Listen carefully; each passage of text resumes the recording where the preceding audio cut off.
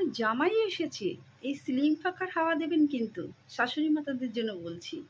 দেবেন না তো? তবে কোন পাখা? স্ট্যান্ড পাখার হাওয়া দেবেন তো জামাইকে। ঠান্ডা কিসে করবেন? এটাও না।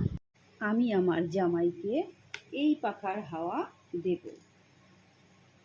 জামাই বসবে খেতে, আমি শাশুড়ি, আমি এইভাবে হাওয়া দেব। এই পাখা আপনাদের পছন্দ? এটা পছন্দ নয় তো? সত্যি বলছি, তাল পাখা হলে আরো ভীষণ ভালো হতো। তাল পাখা হলে তাল পাখার হাওয়া খুব মিষ্টি। তার মানে বলতে যাচ্ছি পুরনো যুগের সব কিছুই খুব মিষ্টি। আহা, কি আরাম! জ্যৈষ্ঠ মাসের গরম।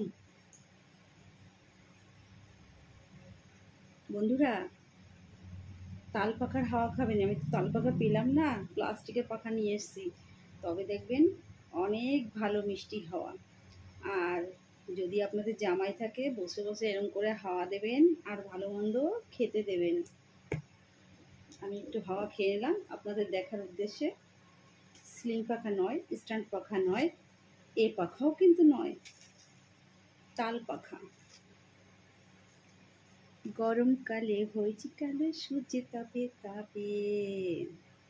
গান জানি না, কিছু বলতে পারছি না। বাই।